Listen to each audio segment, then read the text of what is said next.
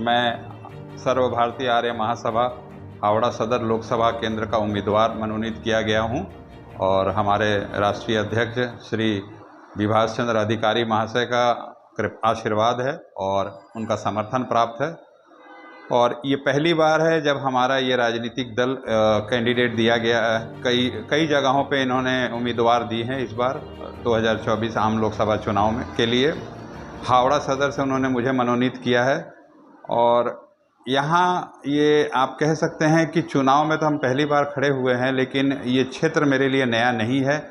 मेरी कर्मभूमि यहाँ रही है और विगत कई वर्षों से मैं और मेरी संस्था और कई NGO हैं जिनके माध्यम से हम लोग सामाजिक कार्य करते रहे हैं। विशेष रूप से कोविड के दौरान जब हर व्यक्ति अपना जानो माल की रक्षा करने में घर के अंदर आप कह सकते हैं कि बंद था, एक तरह से बंदी होकर रह रहा था, उस समय मैं और मेरी टीम फील्ड में उतर के हम लोग कार्य कर रहे थे। तो इसीलिए उम्मीदवारी का जो मैंने कभी सोचा नहीं था कि ये सामाजिक कार्य करते करते इस जगह पे पहुंच जाऊंगा जहां क्या है कि मुझे एक मौका मिलेगा, मुझे एक ऐसा प्लेटफॉर्म मिलेगा जहां मैं और ज़्यादा लोगों तक पहुंच सकूं। हमारा चुनाव चिन्ह कलम का नींव है।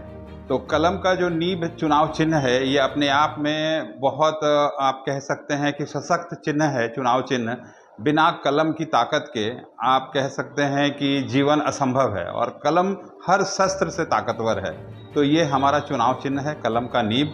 और हमारे जो मुद्दे हैं वो हमने हमारे घोषणा पत्र में भी, जो कि कल ही विमोचन हुआ है, उसके माध्यम से बताया है लोगों तक।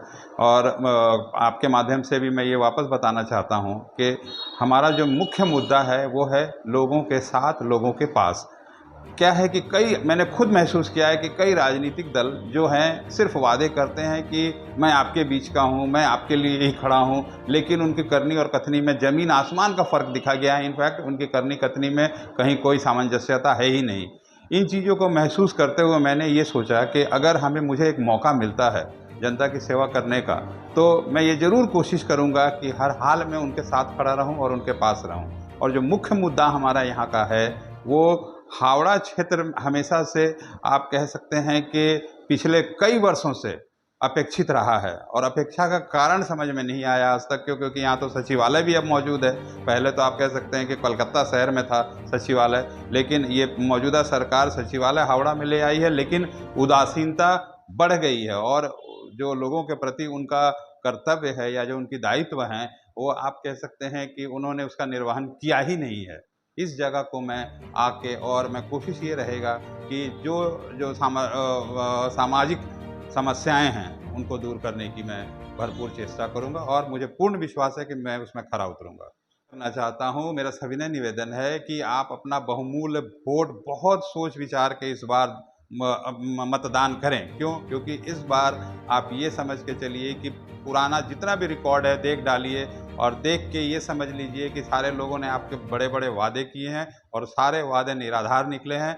मुझे एक बार आशीर्वाद दीजिए, कलम के नींव चिन्ह पे मोहर लगाइए और मैं ये वादा करता हूँ, वादा नहीं करता हूँ सिर्फ, मैं ये करके दिखाऊंगा कि जो समस्याएं रोज़मर्रा की यहाँ हैं और जिससे पूरा का पूरा हावड़ावासी वंचित रहा है, तो उन समस्याओं पे मैं कार्य करूंगा और उनका समाधान भी हमारे पास मौजूद है। एक बार सिर्फ आपके आशीर्वाद की ज़रूरत है। धन्यवाद। आज का जो भगवान का पूजा है, एक बूढ़ी माँ व्रत रखी थी, जो कि आज को जो दशमी है, आज हम लोग का उड़ीसा में इसको महासुदशा व्रत कहता है, महालक्ष्मी का व्रत है। आज एक तो बूढ़ी माँ का व्रत में उनको ब्राह्मण भोजन देने के लिए जगन्नाथ भगवान का पास में उनका मुख्य लक्ष्य था, इसलिए भगवान ने उनका लक्ष्य पूरा किए हैं। आज इतना बड़ा महान उत्सव है, जो कि हम लोग का साथ में हम लोग का साथी सहयोगी जो भी हम लोग का बड़ा भैया हो, जो जनगणना का सेवाकारी हो, हम लोग का पास में पदार्पण है।